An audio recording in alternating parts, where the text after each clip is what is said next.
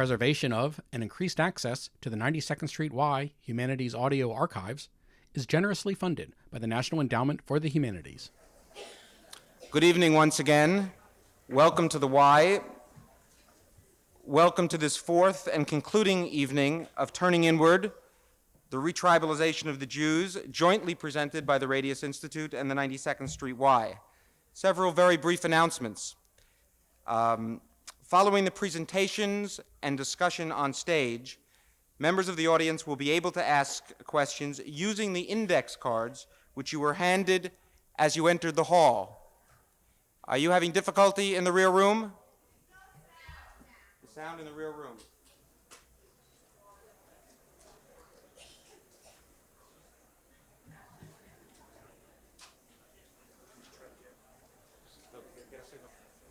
Should it be working? You will receive sound at some point during the next few minutes. You will receive sound. During the program, again, you will receive sound before the serious substance begins. During the course of the next hour or so, please write your questions on the index cards and pass them to the center aisle. In about an hour, ushers will walk up and down the center aisle and pick up your cards and take them backstage to be presented and brought on stage. We will attempt to have an informal reception following the program in the adjacent lounge. This may be difficult given the size of the audience and the fact that about 100 people you're now hearing, good evening, welcome, are now in the adjacent lounge where the reception will take place. Assuming we can pull it off, you are cordially invited to join with the speakers for coffee and tea following the program in the rear lounge. To avoid further disappointments and chaos of sorts, I just want to announce that the Jewish Omnibus Institute with Zalman Schachter this Sunday, February 6th, and the opening evening of the Architecture Series next Tuesday with architect Philip Johnson are both completely sold out. No rear, no additional sound, it is completely sold out. Again, it's a pleasure to introduce this evening Rabbi Steve Shaw, the director of the Radius Institute, who will introduce our speakers. Steve?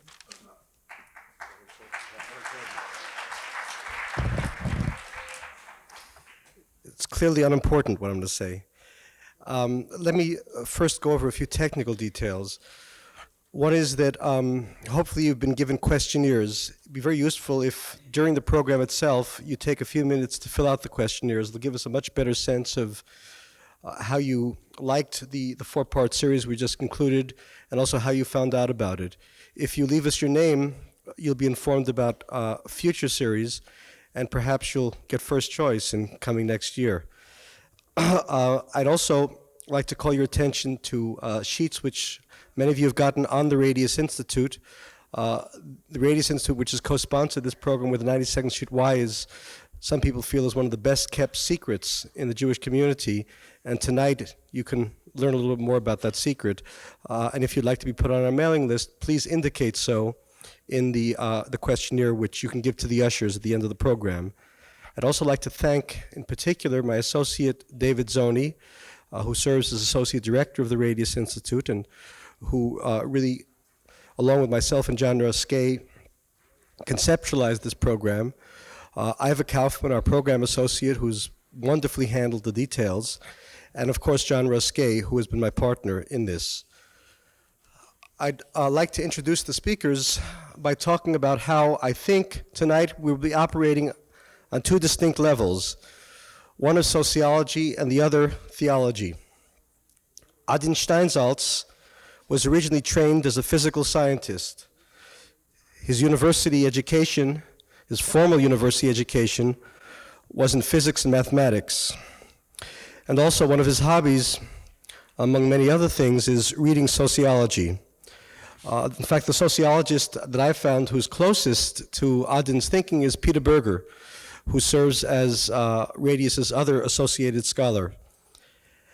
But Berger, I think deep down, is really a theologian, not simply a sociologist. If Judaism permits itself to be broken down into such categories, I think Adin is capable of turning sociology into theology. The other member of our dialogue tonight, Stephen P. Cohen, was formerly trained at Harvard University as a social psychologist. However, I would contend that Steve Cohen is really a closet theologian. Unbeknown to many of you, Steve had a choice about 15 years ago of professions, whether to become a social scientist or to become a rabbi. While he formally chose the route of social science, my sense is that the dirty secret in his closet is that on some deep level, he really is a rabbi and has never given up that rabbinic and theological orientation. Finally, our moderator, Arnold Eisen, who teaches in the Department of Religion at Columbia University, is perhaps one of the best people I know to moderate our discussion today, and most important, to begin to sum up where we have traveled on this very interesting and multifaceted journey over the last 4 weeks. Arnie's academic interest is centered around the Jews as chosen people, yet he, as many of us, embodies those distinct tensions between the universal and the particular which have undergirded this entire series. Whether we'll achieve that final synthesis between metaphysics and sociology is perhaps the task of our evening tonight. I'd like to introduce Arnie Eisen, who will introduce our subject.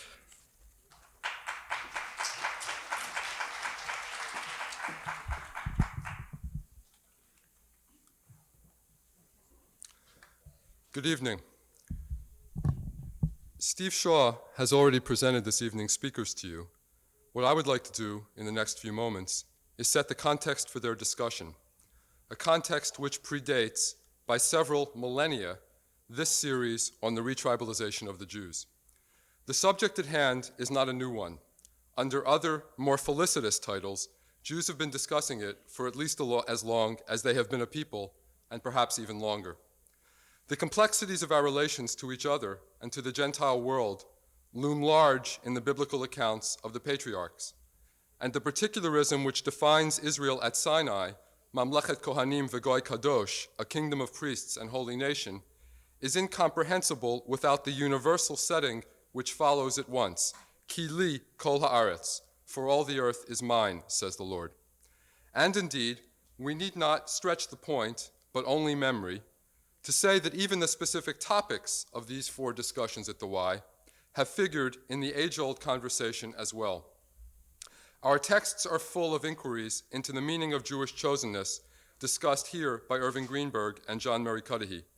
Our history can be seen as the repeated and varied working out of the dynamics of universal and particular, joining with and standing apart, debated here by Irving Levine and Harold Isaacs. Both text and history bear witness to the many ways in which the blessing and the burden of chosenness have shaped the lives of individual Jews, leading them, as they have Paul Cowen and Ann Roiphe, to define themselves in relation to that blessing and that burden in unique combinations of rejection and acceptance, receptivity and transmission. We are latecomers to this discussion then, by far more than the 10 minutes or so by which we are delayed tonight. The subject is one in which the Jewish people is well versed and quite at home by now. We inherit the terms of discourse used here, along with the particular sorts of nachas and of tsuris which membership in the Jewish people guarantees us. And we shall no doubt pass on the questions raised in these 4 evenings, with all the new residences they have acquired in our generation here in America, to future turners inward, like us, looking out. Having said all that, let me quickly add, as someone who tries to teach and write about what has changed for Jews and Judaism in the modern period, that the issues of chosenness and peoplehood have of course taken on a new cast since emancipation, and especially during the past half-century in America. Those changes have done much to shape these 4 evenings as well. Cudahy is no doubt correct in his insight that the demands of living side by side with other religious and ethnic groups in America have done more to make the chosen people idea in its traditional form unpalatable to Jews than any theological doubts ever could. If we cling to the idea still, as Yitz Greenberg demonstrated, It is because chosenness has symbolic resonances which still move us as other ideas cannot, and because we have reinterpreted the theology in a way that gets round at least some of the objections which Cudahy has raised. Chosenness has needed reinterpretation because our dual relationship to Jews and non-Jews is not what it was before emancipation, when exclusivity was the rule and not the exception. And moreover, our relationship to Jews and non-Jews is also not what it was for our grandparents and great-grandparents in Europe. In America, Jews have profited from and helped to shape a norm of ethnic and cultural pluralism, just as we have profited from the fact that the rhetoric of chosenness and mission was heard in America long before we got here in large numbers. America is different then, for all that it is not the promised land. On this, the gut Jewish instinct was correct, and our fate as Jewish Americans and American Jews may well depend on how serious that difference, America's experiment with limited pluralism, remains. The debate 2 weeks ago between Irving Levine and Harold Isaacs focused on the central issue of that experiment. Can particularism thrive without degenerating into chauvinism or destroying the larger unity? Can groups live side by side without reduction to a low and very common denominator? Can we be for ourselves without being only for ourselves, so protective of our survival that the larger interest is of little concern? It is not easy to negotiate one's way through such a landscape of dilemmas, hence perhaps the larger baggage of historical memory which Jews carry to help them find a path, and hence as well the difficulties which individual Jews have in carrying that baggage and in throwing it off. How to be oneself with such an inheritance is indeed a project. One is tempted to say that if the Jews did indeed give the idea of God to the world, it is perhaps no coincidence and only fair that we have now contributed psychoanalysis. Freud's legacy will be evident tonight as we come full circle in this series. Having begun with the chosenness of the chosen people, moved outward to the world, turned inward to the self, and now returned to Jewish peoplehood. Adin Steinsaltz and Stephen Cohen will be asking what that people means and can mean to its members and to the world at this point in its history. They will be testing the usefulness of family as a concept or metaphor for understanding what ties Jews to each other, whether in faith or without it. What makes them at home in the world, whether inside or outside a territory which they can call their own. What endows Jews with a history at once rich and deep, and showers them with obligations which are difficult to meet or to slough off. Adin Steinsaltz will speak first for approximately half an hour. Stephen Cohen will respond for about 20 minutes, and the two of them will then engage each other and their topic in a conversation which you are invited to join through written questions. It is my privilege now to present a learned and creative teacher b'Yisrael, Rabbi Adin Steinsaltz.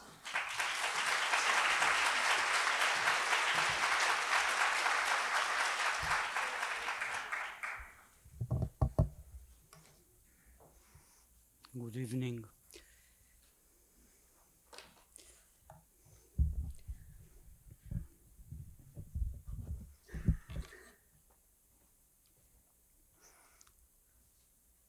Unlike most of the people, I think all the people that participated in this series, I am, I would say, blessedly a foreigner, meaning an un-American person.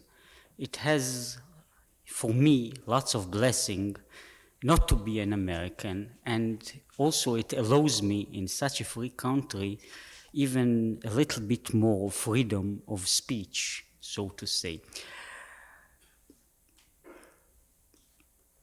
Let me begin with discussing some problems.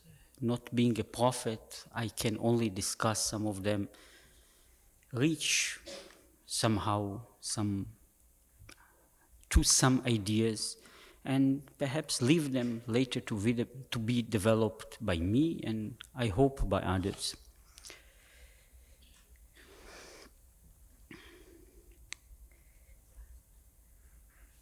One of our basic questions as a people, if that means anything, is in a certain way, what are we? How can we be defined? We are in a very strange situation because historically, not a very long time ago, we had a very good definition as a religion. Normative Judaism was, with all the differences, a more or less a monolithic substance, and in this, all particulars were more or less connected and could be defined in a very precise way. In our times, we come to the difficulty that if we try to cling to this definition of Judaism, then most of the Jews are not included. So if we try to broaden the religious, or so to say, definition of Jews, which may include all the Jews, I don't know if there is such a definition at all, but anyhow, we find that then it has no content on the other side. So from this point of view, we can no longer be defined as we are as a religion. We tried, and in fact, Zionism was one of the basic results of such an attempt to define ourselves as a nation. We are a very funny kind of a nation. Many years ago, I think it was 1922, the Soviet government made a research about Jews. Are they a nation or aren't they a nation? And they decided in a certain way correctly that we are not a nation. And the reasons were very simple. We don't have a territory in which our people are living. In fact, even now with the state of Israel, most of our people don't live in Israel. And if I am not mistaken, most of them don't intend to do so in the very near future, unluckily. So that is one side. So we don't have a real territory that means and contains all our people. We don't have, even though we have our language, I would say again, kind of a guess that most of our people don't speak it, and perhaps most of them don't even understand it properly. So we have no territory, no language, and nothing else that makes, so to say, a nation into a nation. We have memories, so to say, and even these are quite dim for the majority of us. Now, it would be easy to say, as then the minister for the minorities in the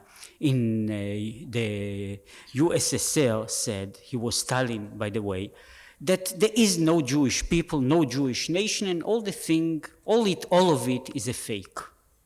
The point is that whatever we may say, in whatever way we may define it or try to define it, the fact is that we may grope for some kind of a definition. We may try to find some way of defining ourselves, but anyhow, we are in, and most of us, in one way or another, feel that we are in, even though some, perhaps many, most of us don't know why we are in what way are we in. It is so hard to define, on one way, a feeling somehow of a person, I am Jewish, and then to find out how, what, in what form, what does it mean in any way, my ties, my connection, in what way has it any meaning whatsoever. So I suggested quite a long time ago something which wasn't novel, the idea that we are in fact a family. And with your permission, I'll perhaps use this metaphor up to the point which will possibly turn into absurd. Even then, it will remain, I suppose, a true metaphor. I said that we are a family. Now, this in itself puts one thing very clear. Being, as I think, a family, and mainly a family, means that we cannot be considered as a part of the major modern partitions of the world. The world now is more or less made by two basic groupings, either nationality or religion. I think that we don't belong entirely to any of these. We are not entirely a nation. We are not entirely a religion. We are a family. Now, the family concept has two things. First of all, in the modern world, it is a rather foreign concept. Therefore, most of the definitions that people try to make for us somehow don't apply. They are not in the same category in which people cut their definition, make the definitions of groupings. So we are a different kind of a group that is usually acknowledged among the nations, the people of the world. More than that, and that's another side of the problem, the family concept is really and truly a very primitive concept. It is not a modern concept. Family is perhaps is not only as old as humankind. It is even much older. In fact, it is a part of animals have families, and so do men have families. So the concept of family and the tie, which is family, is a very primitive ancient tie. Therefore, it is essentially, and I'll go on with it, it is essentially a non-rational type of tie. It is a tie in which we feel more than we understand. We react emotionally, half emotionally. We have memories and half memories that make us members of the family and contain what it means to be a part of the family. Now, I don't want to discuss, I hope somebody else will do it far better, why I think that we are a family. First of all, I would say that we behave like a family. We behave like a family with the good and the bad ways of a family, which means we always quarrel with each other, which is a good family behavior. We quarrel with each other, sometimes hate each other, sometimes love each other, always with emotion and always with involvement. That's a part of the family. More than that, we may quarrel among ourselves as much as we want, but should anybody from the outside threaten a member of the family, then with all our disputes and with all our struggles, we somehow become a united body and pose something like a united front to those who are out of the family. So in a certain way, we have a typical family behavior in both ways, in the problems of a family, also in the strength of a family. In many ways, also our emotional ties with each other are, so to say, kind of a family relationships in which, as siblings of the same family, sometimes we don't actually work very well with each other, but still there is a tie, and as I said, a primitive one, a partially subconscious one, but it is still a very strong tie. But I don't want to speak about that part of it so much, but let me speak about other parts of why I think this family model is a true model. Let me just deal with a concept which is, I would say, Jewish law, Jewish halakha. The basic concept of Jewish halakha can be understood really only by understanding that the Jewish law, which means the way the Jews see themselves, not only emotionally, but theologically, intellectually, is as a family structure. It is found in many different ways. One of them is, for example, the basic notion that once a person is born a Jew, he can never get out of being a Jew. which means whatever he does and whatever he may say or do or behave, he is still a Jew. We have, so to say, only one choice. It is not the choice whether to be Jews or not to be Jews. Our main choice is whether to be good Jews or bad Jews. But this is the only choice that is left to us as being exactly a member of the family, which means I can be a good member of the family or a bad one, but I still remain a member of the family.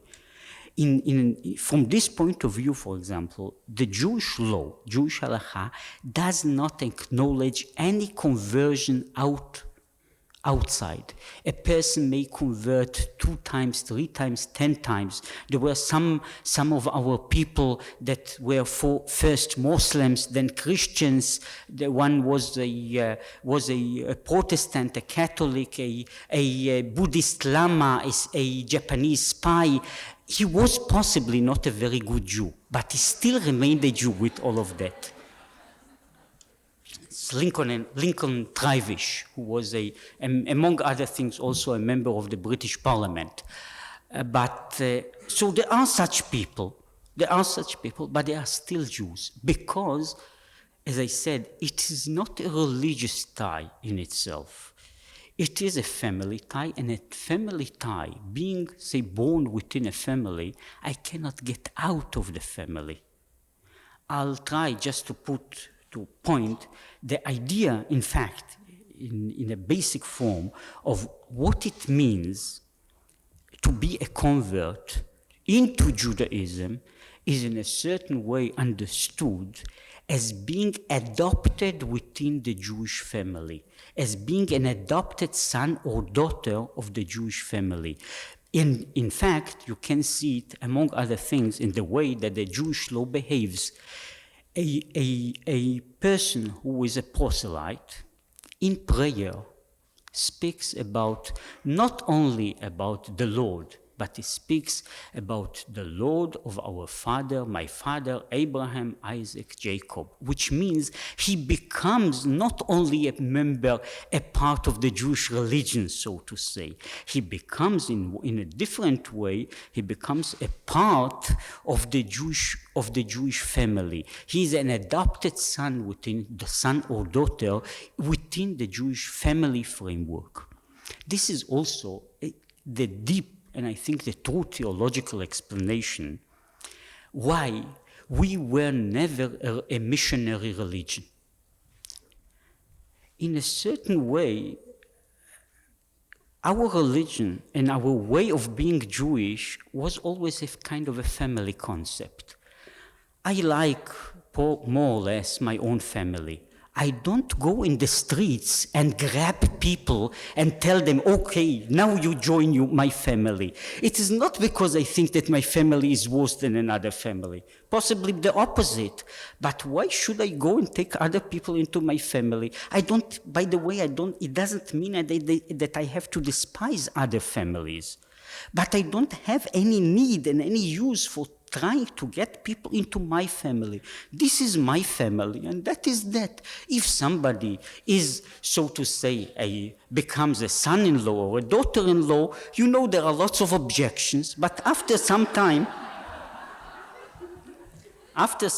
they become, again, parts of the family, hated and loved as other members of the family, but I don't go in the streets to gather more members into my family. That is, by the way, why I insist, among other reasons, on the family structure, which is even more primitive than the tribe structure. It is a pre-tribe notion of being a family. The notion is that we are just a part of something that doesn't want to grow or to be more powerful by taking in other people and by enlarging itself. It is a kind of a basic family group that grows within itself, and this is the way it develops from itself, and as I said, it doesn't have any necessity of taking our other people in. Now, the main problem, and that's one of the things that I want to clarify, is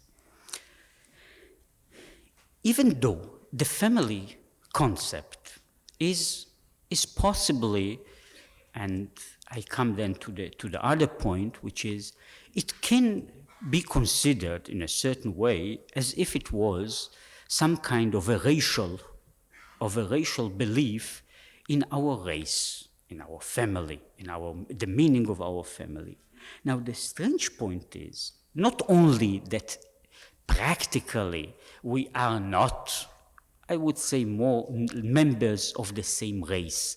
If we take it, the Nazis, who did lots of research on trying to define biologically a Jewish type, couldn't find anything like it. They couldn't define a Jew by any external form, and I, being somehow connected with it, trying to find there isn't even a common Jewish melody that we can define as being just Jewish and doesn't belong to any other people. So we are, in a way, racially speaking, we are a very mixed lot, and practically there is nothing in that makes the connection of us with any other race. I was several years ago, I was at Yale University, and I had somehow to register myself. One of the questionnaires was about race. And there was a choice, white, black, Mongol. And it was for the first time that I stopped to ponder this question. It never occurred to me to think about it. But then I had I won't say that being a Jew, that I belong to any special race. So they were luckily enough, after being the listing of white, red, Mongol, and black, there was another small listing of other. And so I put myself at that place as the best form of getting out from this difficulty. But in a way, I mean, if you go, especially in a place like Israel, and you see Jews in Israel of all colors and descriptions and faces, blue-eyed, brown-eyed, dark-skinned, fair-skinned, and so on, then the notion of a race is just not in there, I mean, practically, more than that. And that is the point that I want to make. The problem about a family pattern has something to add to it. And the main point about a family is, if we are, so to say, a family which is made up of brothers and sisters, in fact, the notion of the family is a very well-known one. We speak in the Bible about Beit Yaakov, Beit Israel, the house, meaning the family of Jacob, family of Israel. Now, the main point is, if it is a family and we are all, so to say, brothers and sisters, then theoretically, we should demand also to have a father and mother. I mean, it's usual when there is a family, there is also a common father and mother. So, at least after the Stork stories, we believe. So, in a certain way, the question was asked many years ago, and let me come with, again, redefining a very ancient notion, not my discovery at all. I'm just repeating a phrase, a Talmudic phrase, and which speaks about your father and your mother, and says, your mother is the community of Israel. Your father is God. Now, I will try in a few moments just to say that this concept is not just a metaphorical concept that we use, so to say, in prayers, but this concept has a meaning, halachic, theological, and even emotional for us. When we speak about the mother as Knesset Israel, a term that I find very great difficulty in making any translation of. It is the unity of Israel, it is the community of Israel. In a certain way, it is considered in other fields, it is called the Shekhinah, the divine presence in the world. So this is what I would say, our collective entity. On the other hand, we have our Father is God. Now, what does it in a way mean? The idea of being God's children, not in a metaphorical sense, so to say, but in a way of a feeling that this is indeed a relationship. We are that kind of a family, a very distinctive family that is the family of God's children.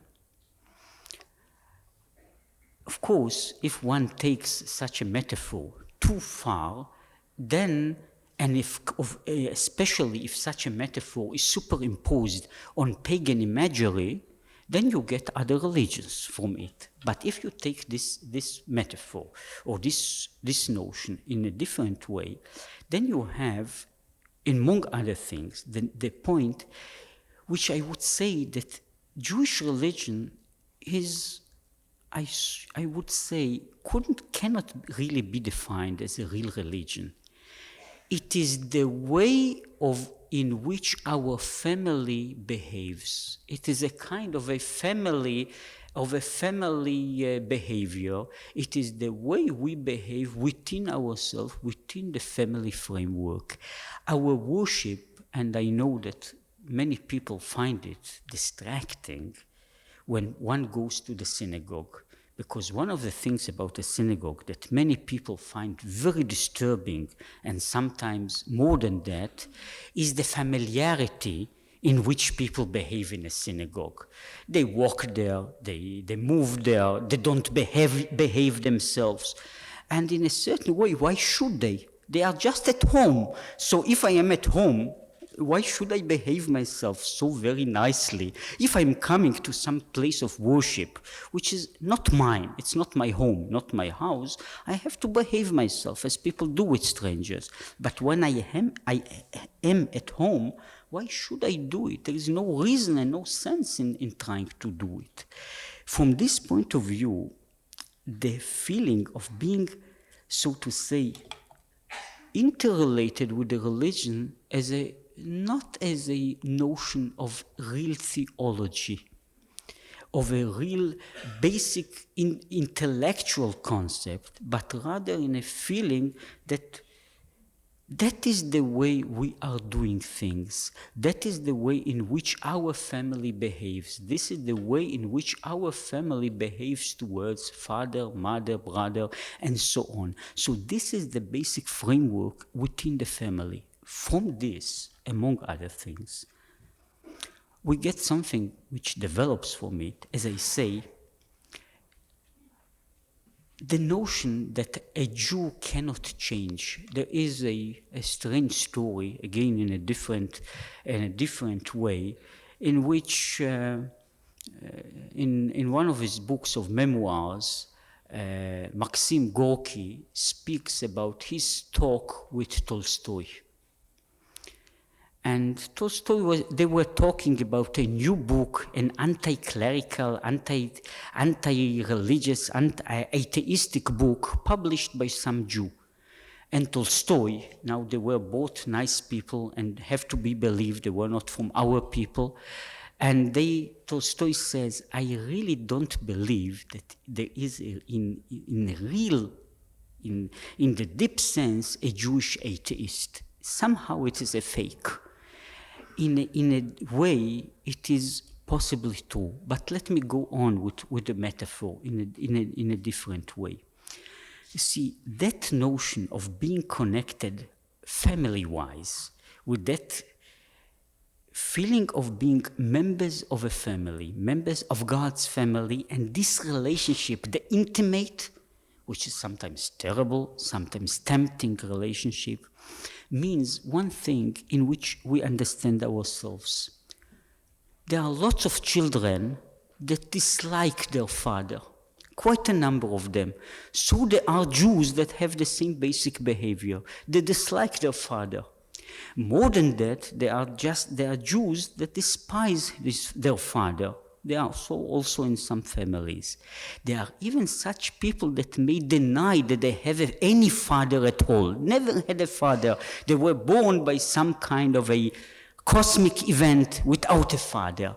The point is that we don't care I mean, you still have a father, you still have a mother. You may be, if you behave yourself this way, you are not a nice child. So we have, as I said it before, we have the choice of being nice members of the family or not nice members of the family. We may relate to each other in one way or in a different way. We may relate also to our religion, which is our behavior, in a way which is compatible with it, or we may relate in a way which is entirely different and entirely foreign for it.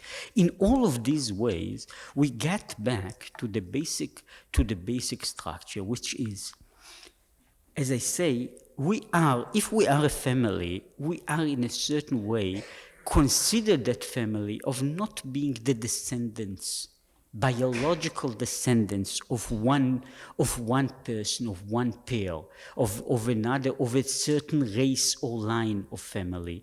But we are, as I try to say, we are a meta-family, in a way a metaphysical family, but we are built not in a pure metaphysical structure, but as some kind of a combination, which is, it contains, instead of the real blood tie, it contains a different type of tie.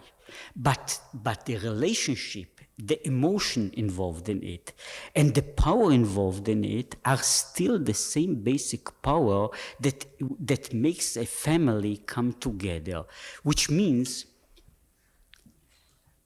we treat ourselves, our religion, our behavior, our law, as being a part of a structure which is a very, you may call it a very, very primitive structure. One of the reasons that why this structure is so strong is because it is basically not an intellectual one.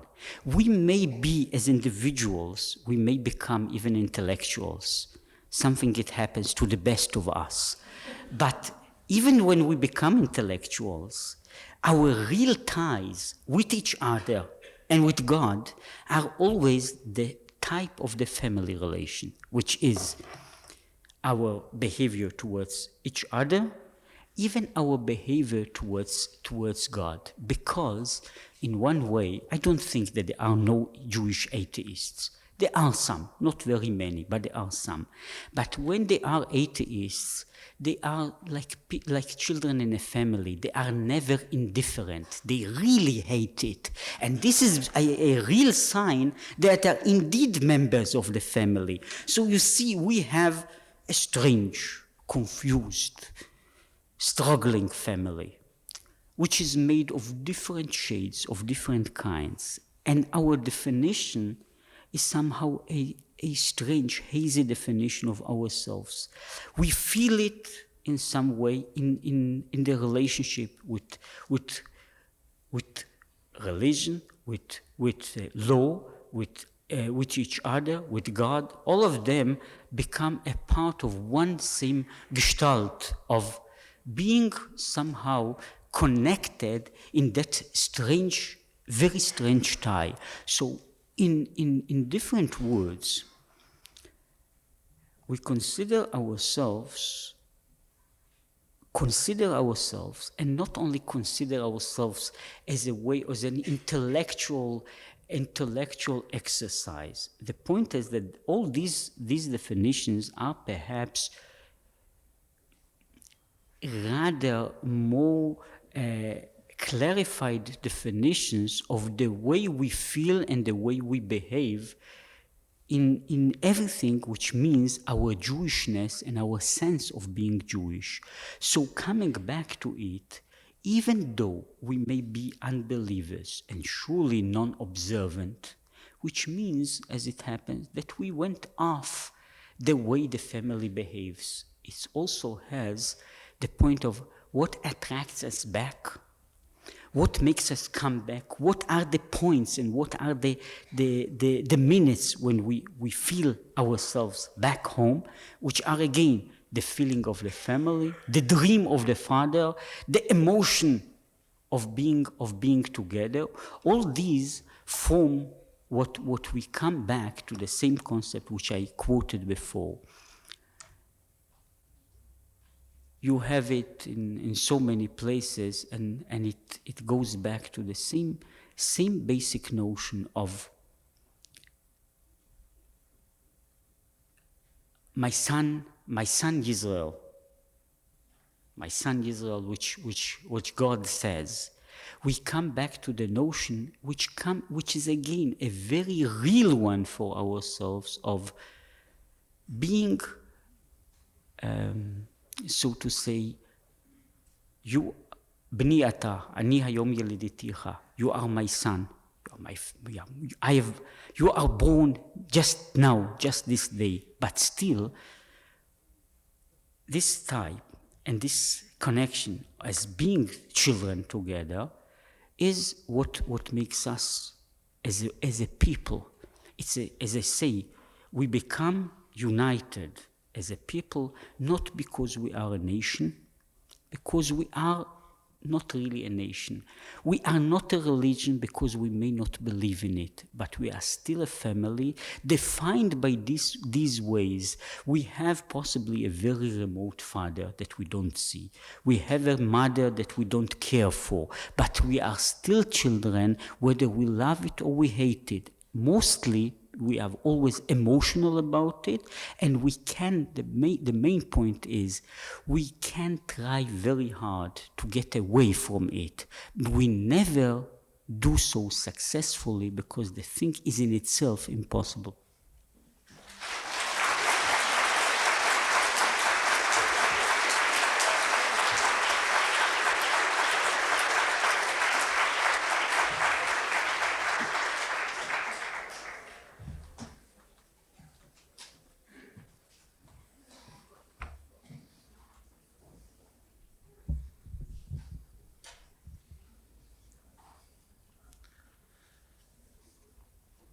From a halachic point of view, I find myself in a difficult position.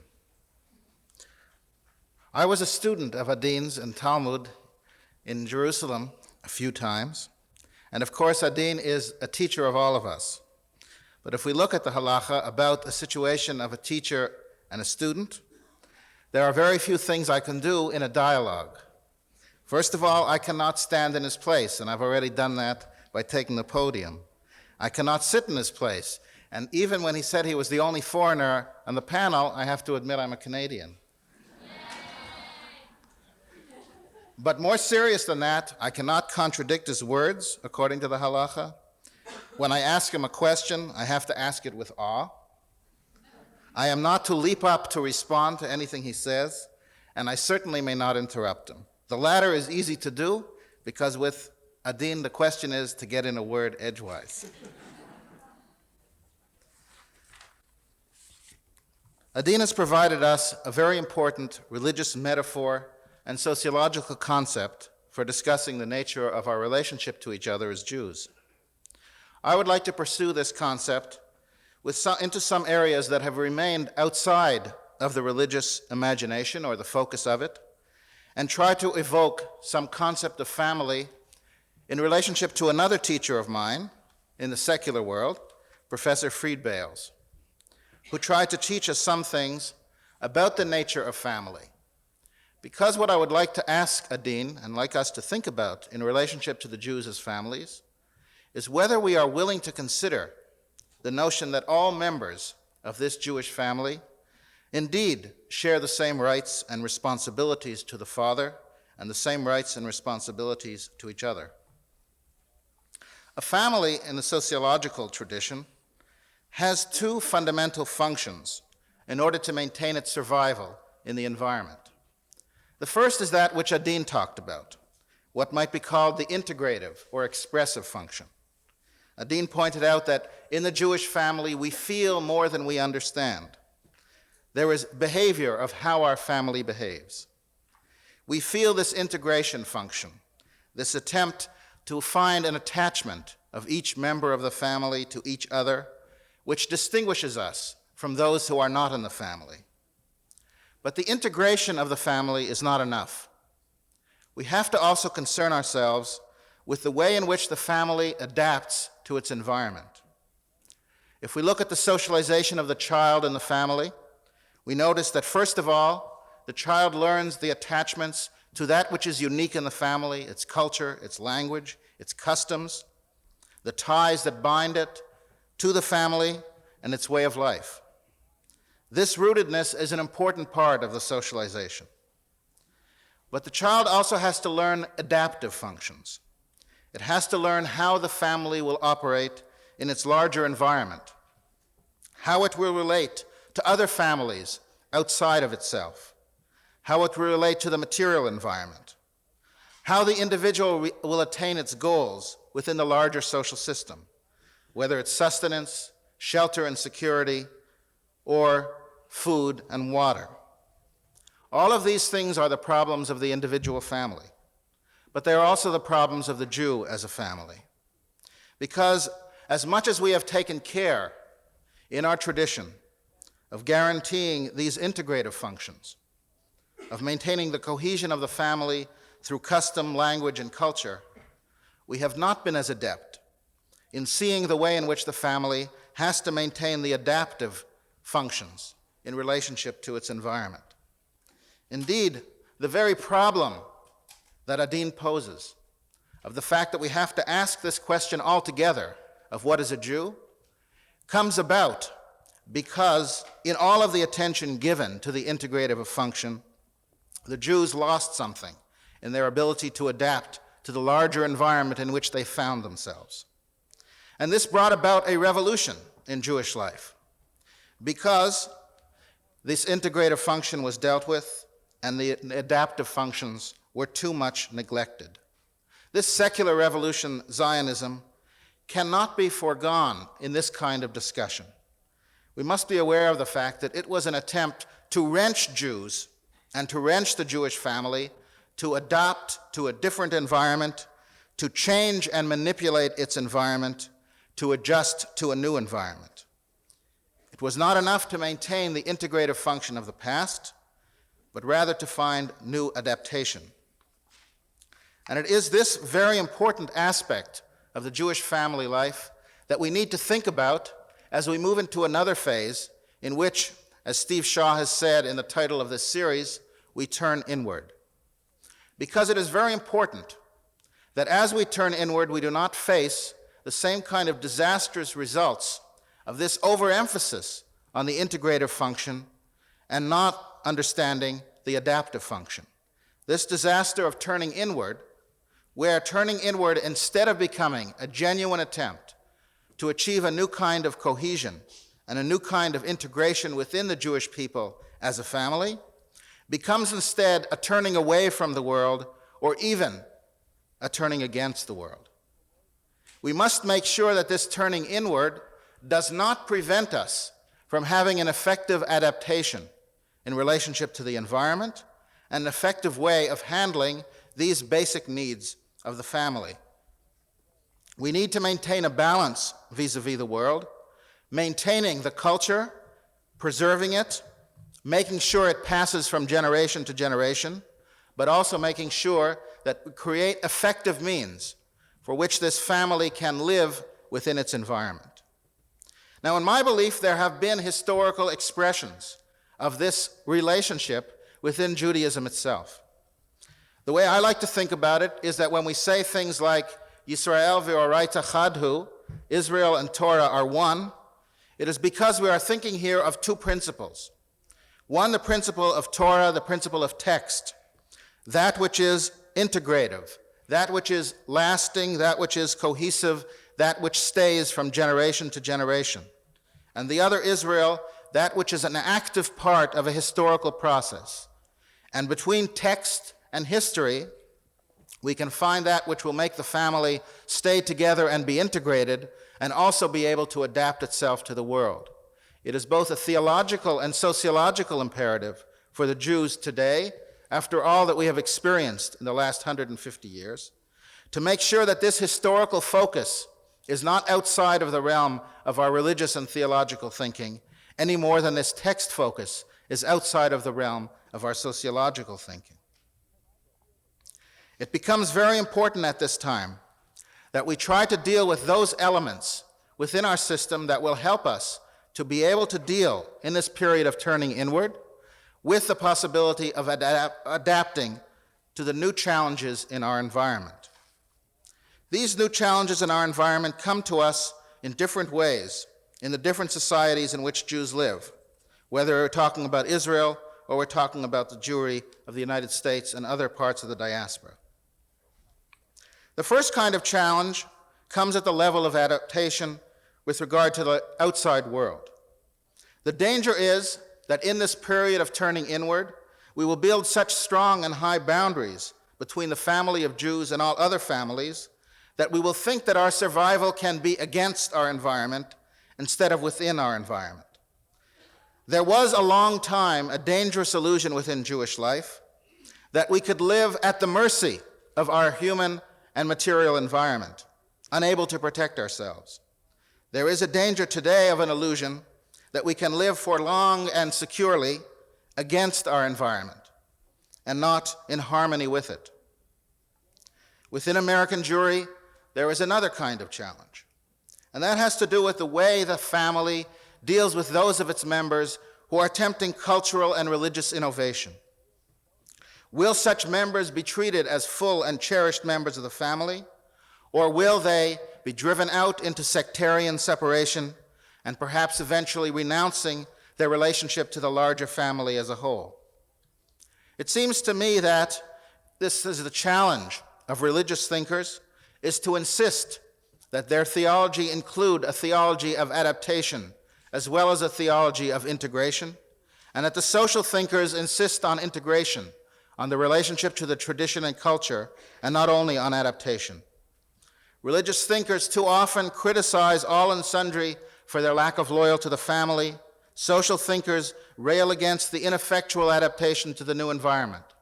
We need to call for a new kind of cooperation in which each thinks that adaptation and integration are both part of the life of this family.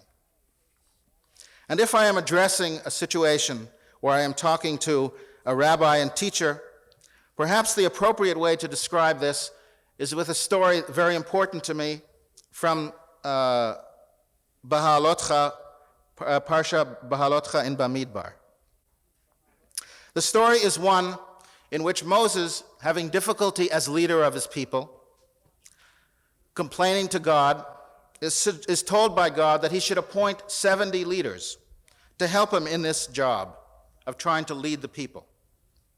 And in this period of time, God says to Moses that these 70 leaders will share in the Ruach of Moshe, in the spirit of Moshe.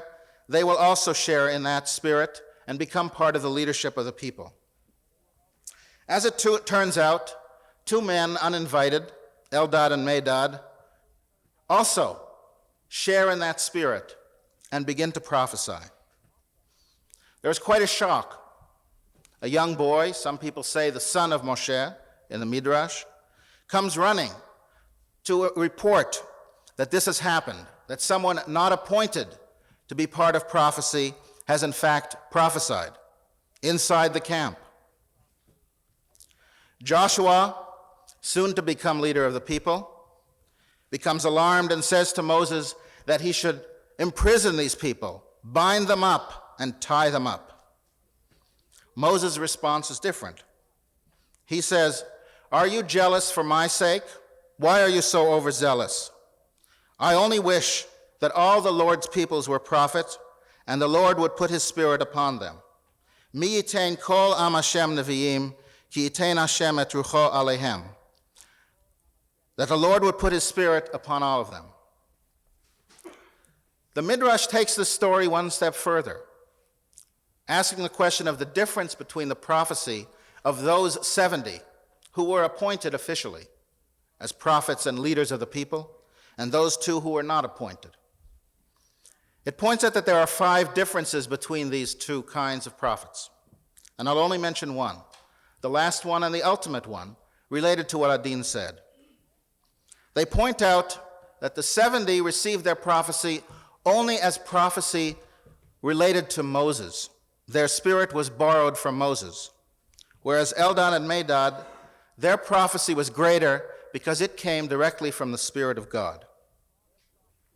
In this strange family of ours, where the Father speaks to us, either through the complex texts of our history or through our personal and people's history of suffering and survival, this family needs brothers and sisters who will lead in both integration and adaptation. And this family must learn to honor both. It is the duty of both theologians and sociologists, of social thinkers and religious thinkers, to begin to call for that kind of leadership, which welcomes that which is adaptive and calls for that which is integrative.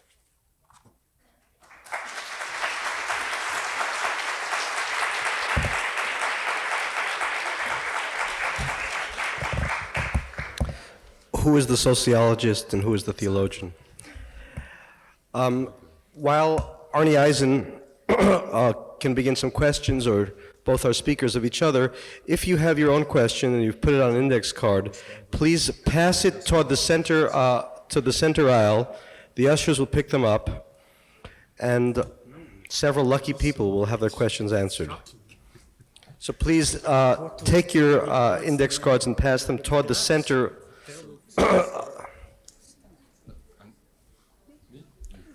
Would Beryl Goldberg please come to behind the stage? Should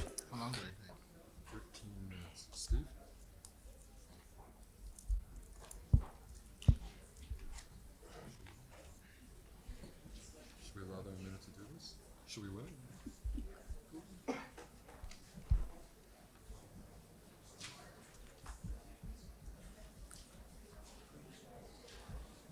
We'd like to, are these mics on now?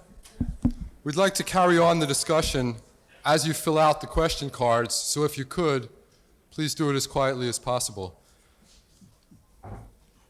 Let me perhaps begin by posing a question to Adin. I think Steve Shaw put his finger on the reversal of roles very accurately, in that you seem to speak tonight as sociologists. That is, you were describing a phenomenon, you were using one single concept, the family, to explain a great deal of behavior, which is what every social scientist would try to do, to try to explain as much of the data as possible using a single concept. What I'd like to ask you to do now, to begin, is to turn theologian and to begin to prescribe. Perhaps you could address yourself, for example, to Steve's first question. Do all members of the family share the same rights and the same obligations? What obligations fall upon us due to the fact that we are a family? For surely you intend family not just as a descriptive label, but as a norm that carries with it certain obligations. Well, in fact, what I tried to do was to use, so to say, a misleading metaphor. Misleading, not because it is untrue, but because I hoped it won't seem very dangerous. In fact, this metaphor, if followed through, becomes a very dangerous one. Not dangerous, and I'll just speak about it. Not dangerous because I think that we overdid one part of the family role, but of course far more dangerous because it means a great deal more than in it. You see, I could of course speak about our family as a descriptive formula to describe how do we behave. I try to move one step further and not just to ask what form does our interrelationship take, but rather how do we, so to say, within ourselves, define this type of relationship. Now, I won't say that this definition is at all common, but this definition carries with it quite a number of duties, perhaps, and that's why I didn't want to sound so frightening, perhaps the number of duties of being a member of this particular family and a son of this particular father become a little bit too heavy. what I try to say is that we can kick, but we cannot avoid it. It makes a certain difference. We cannot like it. In fact, many of us dislike it in different levels. We can go back, return, we can go away from it, we can try to avoid it. I am not dealing only with what I would call with family relationship, with mutual aid, which is a part of being a family. I'm also speaking about another aspect, which is the behavior of the family, not as members of a social group, but as members not only about the way they integrate with each other, but a way of their behavior because they are somehow members of the same family. As I try to define, I defined the Jewish religion as the mode of behavior of the family. In a way, I would put the same version, the same verse that my friend who is said to be a sociologist, and as you saw, he quotes more Bible than I did, of course, just used about what is the notion of Israel ve'oraita ve'kudsha brichu chadu. The people of Israel, the Torah, and God are one. Strange phrase. The way that I try to describe it means that the differences are in a certain way not so very obvious. The problem about our relationship with the Torah become very complex, because in a certain way, what our unity, what our united body does, becomes in a certain way Torah. Torah becomes something that our united body does. In a way, it is very hard to separate it. It is not only the halachic concept of, so to say, minhag, the custom. In fact, if I may say so, it's possibly not the proper audience, but many years I try to say, and I think it is still true, that to the 13 points of Maimonides' creed, we should have the 14th point. It is possibly very daring to do something like this, and I would put it in a way which I think is true. The 14th point, in my notion, is something like this, should be defined. The collective agreement of the Jewish people, when they see themselves as a part of the continuous process of their Jewish behavior, is in itself Torah.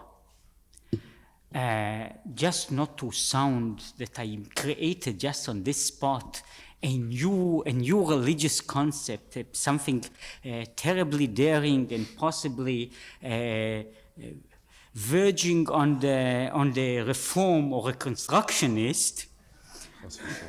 Let me just say that I borrow this concept from, again, perhaps the last Jewish authority that was acknowledged all over the Jewish world, and that is Rav Hai Gaon, who was the last of the Gaonim and perhaps the greatest of them. And he put it in a certain way. He put something like this, and he said, it is true that our belief depends on the Torah, but the existence of the Torah and even the knowledge what is Torah depends on the people of Israel. So it's, as you see, it's not my innovation, but rather his, and he was enough of authority to uphold even such daring sayings. Now, I am not saying that every behavior of the family becomes Torah. I would say in a certain way that the main point is, as long as the behavior has this context of being a part of the family structure, which, as I say, is God, Torah, Yisrael. All these things that are part of this family structure, when they go on with this understanding, are become, in one way or another, become Torah in themselves. But the Torah, to give the simplest parable, grows like a tree grows, which means there are always some rather flexible and adaptable parts, and there is a great deal which becomes, with the time, not dead, but stable. Now, this is a part of what I am saying, not turning back to the family, because we can never leave the family. What we can do, and possibly have to do, is to re-identify ourselves, not just with being bad members of the family, but trying to be parts of the family and continue it in the same line. Meaning, I can never leave and change somehow of not being Jewish anymore, but I can behave in a way which is, so to say, untypical. I can behave in a way which is contrary to the family tradition. It won't take me out of the family. You know, there are some families that threaten their children that if you behave so and so, you'll be thrown out of the family. And as children grow up, they know that they cannot be thrown, but they can be, in many ways, behave themselves as they were not. So what I'm speaking is about not only re-identification with some kind of a label, which is I am Jewish, but identifying ourselves with all of that the family, this particular family, in this particular context implies. Now, it is quite a great deal, because it contains, in my notion, the three basic points that were so many times defined as, I would put it, it contains behavior, which is called in the halachic language mitzvot. It contains belief, and it contains learning, which are, all of them are a parts of that, what I call our family structure. Now, because I didn't want to be frightening, I just said that we have to go back to our family and allow the family tradition to assert itself. Now, as you know, it means quite a great deal, so it is not an empty identification, but rather what follows after it. If I know that I cannot escape it, it means then that what follows is quite a great deal, not just of obligations, but rather of finding ourselves again in the same basic structure. My problem is not that you're being frightening with the use of the family, but the question of whether you're willing to carry it through to its conclusion. I mean, you say, for example, that what the family does becomes a definition of the family, and then you make it very clear that you wouldn't want to include in that, let's say, Reform and Reconstructionist Judaism. That's a very serious question. Why not? What is it about the nature of what the family does if the family continues to see itself as part of the family over generations? I'm not talking about a situation of 1 year or 5 years. Over generations, things become an important part of the family. Why is it that you would not grant the legitimacy to them? Now, this is not a theoretical question in the context of Western Jewry. In the context of Israel, the state structure helps to define the family in the way that you want, because you can, in a state structure, be sure that the extent to which family members will leave the family is always defined within certain limitations, insofar as they stay within the society. Now, even that's become less so because we see so many people leaving the society where that is defined. But in the West, people, even if they in their own lifetimes do not succeed in leaving the family completely, they can do so by the next generation. And one of the questions that I think is very important about this question of adaptation is the extent to which those who define themselves as fully within the family, those who define themselves as the carrier of the tradition of integration in the family, are willing to realize the cost of defining in an exclusive way what that family behavior is and what is legitimate. Because in the state system, in a way, you are able to escape that dilemma to a much greater extent than I think you can here in Western Jewry. As I say, in the state situation, even if people leave to a great extent, they are within a structure which has many elements which bring them in contact with the family and its practices. That's not so here. And here, it's a burning question, in my view, about the future of Jews as a family in free societies outside of Israel, whether that kind of exclusive definition is going to be able to keep the bulk of people in the family. You yourself started this process of talking about family because you realized that other definitions no longer held. But you stop at the very boundary of beginning to legitimize that which the Orthodox have always refused to legitimate.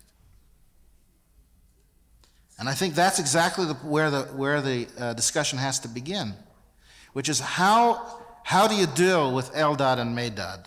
They're not the followers of Moshe. They didn't get any of their spirit from the conventional leadership. How do you know whether they are in the camp or whether they are prophesying outside the camp? If you're not willing, in my view, the definition is that if they want to say that they are part of the camp, and if their prophecy is within the camp, then we have to accept them in this family.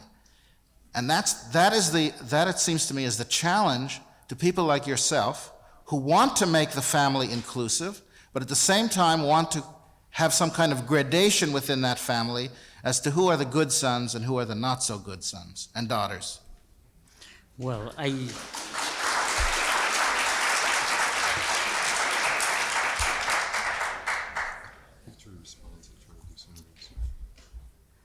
let me just say that, so to say, explain myself, not explain myself away. When I started with a family picture, I said that we cannot get out of it. We cannot get out of it, whether we are good or bad, whether we are nice or not nice. When you try to press me about finding out what I think are the good children, of course I define myself as a good child. What do you expect me to do? My main problem is, again, if one may say, it's possibly a point of belief. It is possibly, if you wanted, a point of, so to say, experience. That is entirely a different position, which I say that a certain, if you ask me, what is the family tradition? What is the family way? Then I can say, this is the family way, and this is what I think, more or less, will remain the family way. Now, what it happens, I mean, in future, in any foreseeable future, is something that I really don't know. Unlike lots of other people, I am not a prophet. So I don't know what will happen in 100 years or in 200 years. But what I try to say is something like this. First of all, I want to stress the point that we are members of the same basic group. Our identification, our basic identification, I try to stress or to point out what is our basic identification. From that point on, the problem, whether I am a better or not a better child, we can now be disputed. We dispute, there are lots of people that may think me as rather a rotten member of the family, and I have to accept it as in a very good family relationship. So what I wanted to stress was rather not my point of view of what is the right family behavior, but quite a different point, which is, first of all, that there is a very basic notion that is uniting us somehow, somewhere. That was the point that I wanted to stress. Now, as I said, as in every good family, we have all kinds of children, and all of us claim to be the best ones. So then, in a certain way, the only way, and I hinted at it, the only way really to make any kind of a conclusion of such a thing is, say, in 200 years, these things more or less settle themselves. Now, I have my point of belief in which way they will be settled. But what I wanted to say is one thing very clear. I may think about other people as, so to say, bad members or other members of the family. I wanted to stress, though, the main point that we are indeed, with all these differences, we are still members of the family. You see, I didn't want now to stress the points of difference between me and other members of it, because that was not the point that I'm trying to make. And I think it is in our situation, to put it in a very different level, in our situation now, with all our problems, and I know some of the problems, perhaps we'll get to them, about being perhaps too inclusive and too integrative, but with all in all, our basic problem now, and in my mind, here and in the state of Israel, is the fact that the family seems to disintegrate, and we are not, our main danger in existence is now not the problem of being too inclusive, but rather of being too adaptive. So I wanted to strengthen that point, which is our common point, to stress it, to strengthen it, and then, as I say, if there will be Jews for a long enough period, then we'll more or less settle these disputes. If not now, then in the future there are some halachic disputations, perhaps not so important, that as a very old people, there are some problems that we deal with the last 25 years and we didn't settle yet. There are some problems that we deal with the 100 last years and we didn't settle yet. There are even some problems that we deal with the 500 last years and we didn't settle yet. Some of them become more or less by common agreement settled down, and we are an old people, and if the family will continue for a very long time, as I hope it will, then also some of these problems will be settled somehow, perhaps in the next 500 years. We have time, I hope.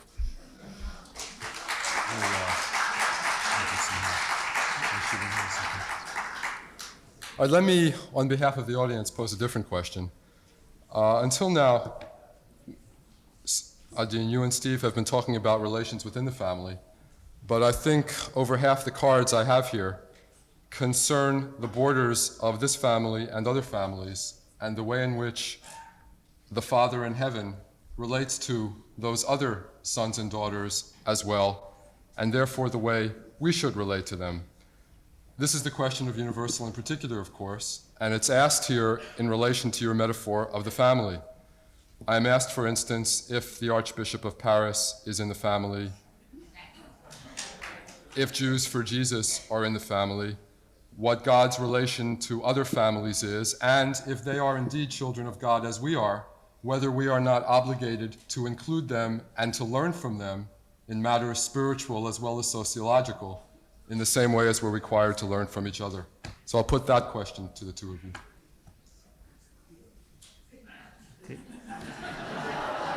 Two different questions. Mm-hmm. I think there are two different questions. I think the one question is a question of boundaries with regard to Jews for Jesus and the Archbishop of Paris is one issue. The question of how does God relate to other families is really quite a different question, at least for me it is. What I was trying to say about adaptation partly has to do with the relationship between this family, whose father is God, and other families. That is, that part of the adaptive aspect of this is the beginning of thinking about the way in which this family can live well, and of course peacefully and harmoniously in relationship to other families. I don't think there's any implication in what Adin said or what I said that God is only the God of this family. The notion of the father that we were speaking of had to do with a particular way that the Jews relate to God and think about God. I don't think it has any implications that God is the God only of the Jewish people or of this family. If you want to respond to that one, and then we can go on to the other one, which is... Well, let me put it as very clearly, and I made this point before.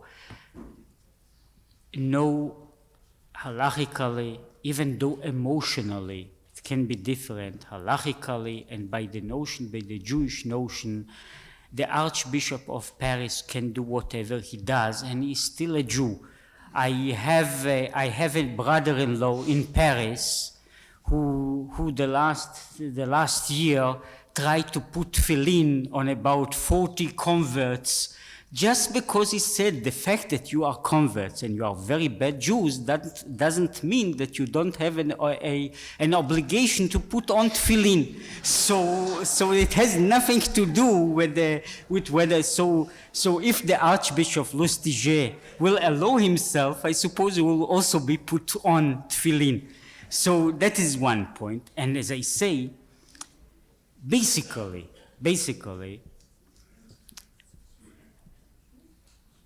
of course, in fact, the notion of the family contains within itself something which is, I don't say that we are a very reasonable religion or that we are very nice about other things, but let me just say that in a certain way, our notion that our religion is not the universal way to finding the truth, and not even the universal way of finding God, means something which is in a way quite tolerant, far more than almost any religion, because the main point with us is this is our own gateway. It doesn't mean that other people don't have it. Just on the contrary, other people must have different ways. We don't want to convert all the world to become Jewish. We don't have any intentions, and we don't even have any hope or any wish for doing so. So in a certain way, we do believe that other people have a right to do what they do, to behave as they behave, as long as it is, again, not compatible with our notion of our own behavior, but in a very different theological framework of behavior of a human being and how a human being has to behave, which is an entirely different problem. So from this point of view, it's not only that it doesn't contain enmity, it doesn't even contain any desire of changing other people to become of our turn of mind in one way or another. Having said all of this, about what I think we both agree on as to the image of Judaism with regard to God as Father and relationship to other peoples, I must say that when we think of Adin's idea that what the family does then becomes defined as the family, on this issue I think that there has been a very serious deterioration of the way that Jews, who are part of this family, tend to think about other peoples, and especially about other peoples and their religious lives.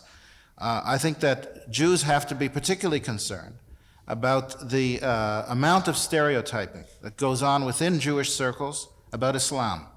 I think that we've become very much purveyors of very negative images of Islam as a religion, as part of a political struggle that people think they're in. And I think that this really is lowering the standards of Judaism in regard to this relationship between Judaism and other religions. I don't think that that is called for by anything within the halacha or within our textual traditions, and yet has become a very common factor, both in Israeli Jewish life and in American Jewish life, to think that there's some kind of virtue in making fun of Islam.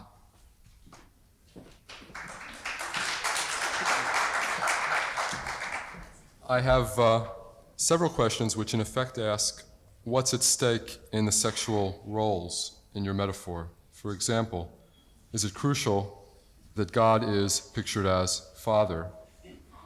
And also, I have a question which asks, perhaps knowing Rabbi Steinsaltz's background, what's at stake Kabbalistically in terms of the differentiation of male and female as relates to the different members of the family and the balance among them? This is again a kind of again, there are slightly different questions, of course. Now, I don't really so very much insist on the male imagery, not because I'm not a male chauvinist. Of course I am, but that is really not the point. That is really not the point, because in fact, the basic notion is not. Of course, I know that we have many images, and some of them kindergarten images about God, the divine, and relationships, which sometimes are even primitive, even for Jews. So we have sometimes to go away from them. On the other part of it, which it's in fact a part of a very different discussion, is that the basic imagery of male-female relationship is in really, if to put it in metaphoric terms, in the biblical terminology, not only in Kabbalistic terminology, but rather in broadening this basic problem into different aspects, I would say that the basic connection is what I call between which is connected not with a complicated, differentiated image, but rather with a very simple sexual role of giver and receiver. And in fact, all the Kabbalistic literature, from beginning to end, as well as the imagery in the Bible, has always the male-female relationship, is always that type of relationship, and it has exactly that meaning. So from this point of view, the image of the people or the world as female and of God as male has just and only just this basic meaning in it and nothing else.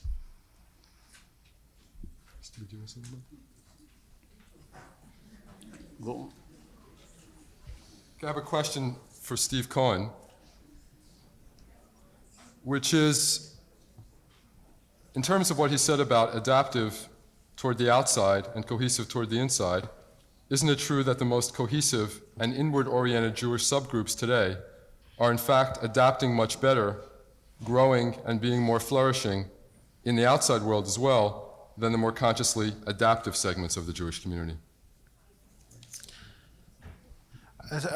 I'm glad about that question because it reminds me of something that I meant to say about the whole question of the way that the religious community looks upon its relationship to the secular community and also to the overall Jewish community. There's a kind of pseudo-truth that the religious community, either in Israel or here, is living out a successful life on its own, and that if the whole community was the same as that community, there would be no problem.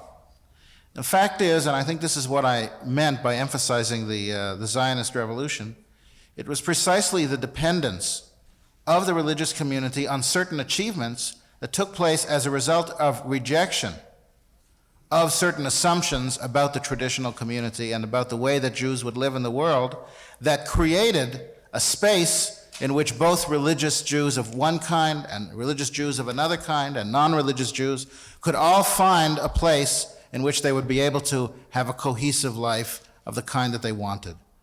And I think that that's the important part of the truth that is now easily forgotten in the wake of this achievement and in the wake of that revolution. It's easy to forget that because there was a group that was willing to go very much against the grain and very much against what was the clear and present consensus of the community, and especially of the religious community, it was because of that that the religious community enjoys, together with the non-religious community, the kinds of freedom to grow, to develop religiously and in every other way that it has. And I think that that's a very important lesson of the last 150 years. Adin was right. Neither of us are prophets, and we can say what happened in the next 100 years. But we certainly can say something about what happened in the last 150 years. Woe to us if that had not been done by some group within the Jewish world, to take that leap outside of the community consensus, to try to create, however in an incomplete way, this notion of Jewish nationalism. And by taking this leap outside the community, they presented all of us, wherever we stand, within the spectrum of this family of religious beliefs and practices, gave all of us a very different kind of future to look forward to. And I don't think that when we think about the next 100 years, we should forget that truth, that it's very important that there be people who are very much aware of what is happening in our environment and around our environment, and not afraid to speak to the community and act within the community in order to bring about those changes from which, in the end, everyone will benefit, whether or not they agree or will accept that point of view while it is taking place. It seems to me that that's a very important part of what I mean by the adaptation. And that's why we have to be very clear about giving voice to those who are looking for new ways of adaptation, so that we have a relationship to our environment which is more secure and more hopeful for the future than the one we look at today. You want to start here? Or I'll ask you a question. See, I'm perhaps astonishingly, I quite agree with what my friend said in almost every point, even though I am not sure whether the happens outside of us. My main point, and in this I think that we are in agreement, is that we have, and that I think is important, we have at least to react. We can react in different ways, but we have to be, first of all, very sensitive of what is happening.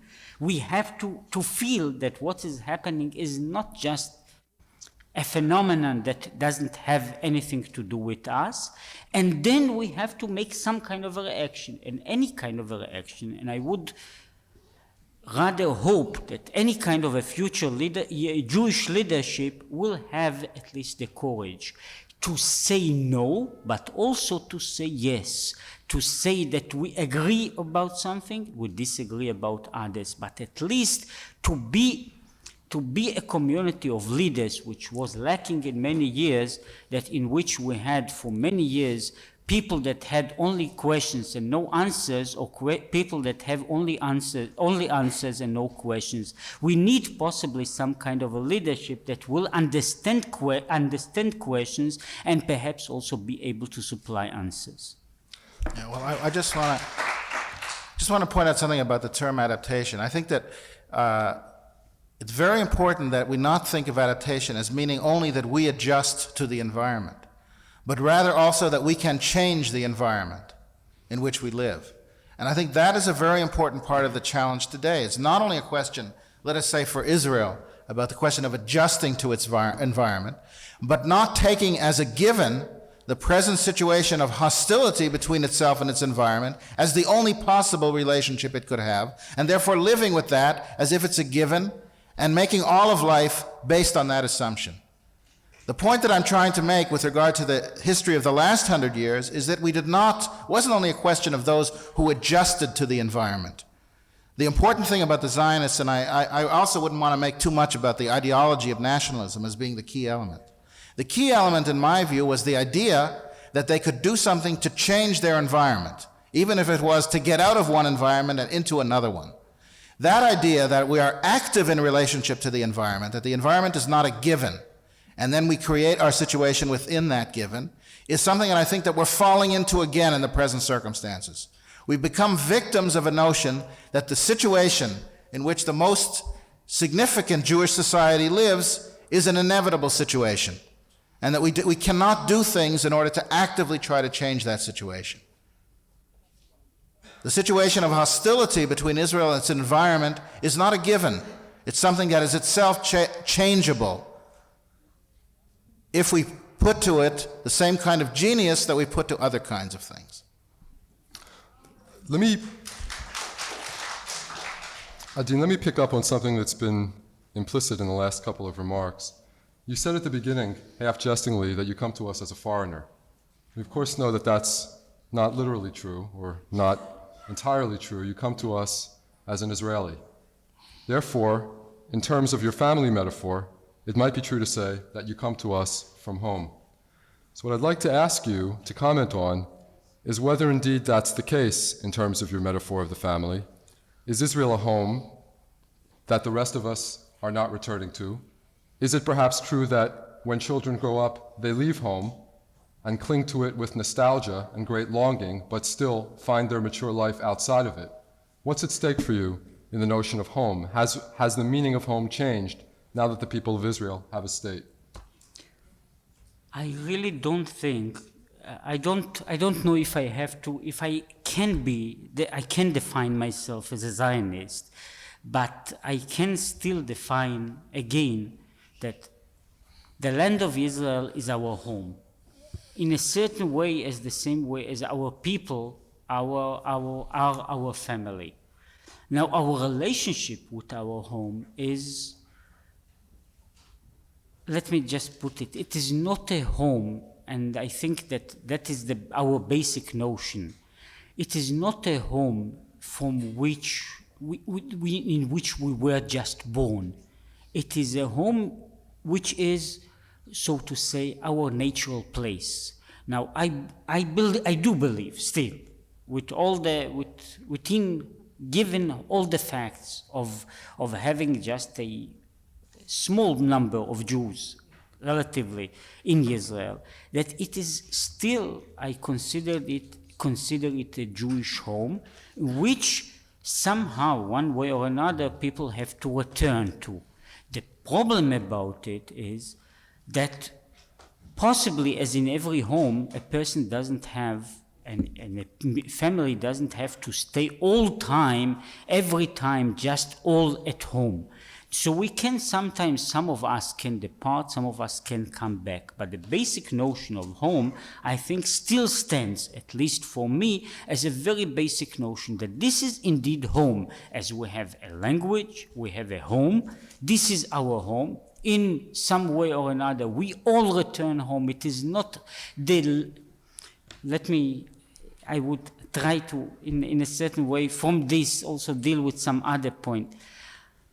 When I try to speak about the family image, one of the problems that I wanted to stress, that it is not so very much dependent on our historical relationship, which means it is not only the home of our fathers. In fact, I tried, possibly unjustly, to minimize the role of the fathers, of the actual biological and even historical fathers, because, so to say, I tried to create a different image of a contemporary family, which means a family that lives in the present. So from the same point of view, the home notion is for me not a notion, the home that was, but the home that is, not the family that was, that the father is somebody that lived 1,000 years ago.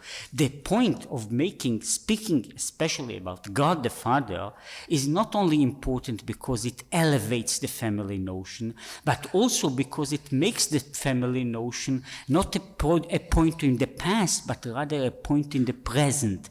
Therefore, home, family, father are all of our life and our own existence. So the point is, this is indeed home. We may sometimes be absent from home, but at least we should feel, as we feel that we are a family, that we also have a home, and the home is there.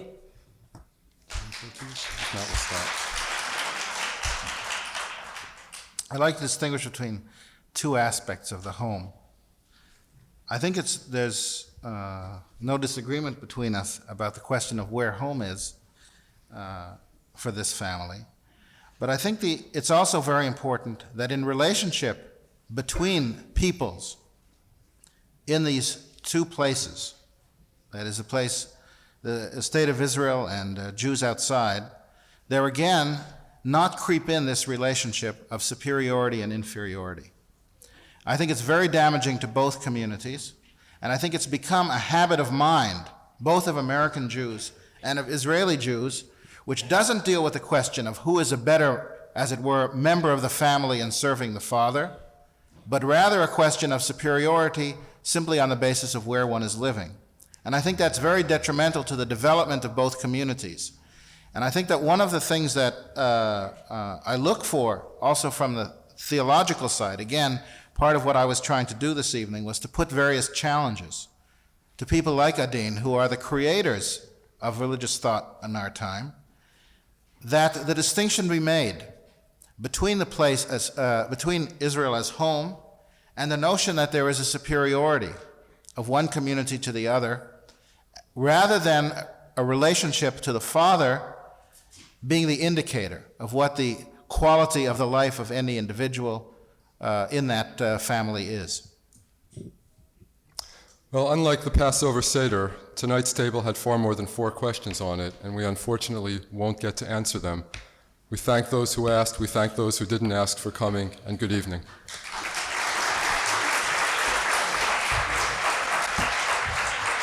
I just want to, in closing, as you're leaving, apologies, if you have a moment to complete those evaluations, you can leave them outside. Lastly, it's always an honor. It's a particular honor to have Adin with us, a double honor to have him with Stephen Cohen and Arnie Eisen, and I really want to thank them for being with us, and thank you very much. Thanks for listening. For more information on the 92nd Street Y, New York, and all of our programs, please visit us at 92ny.org.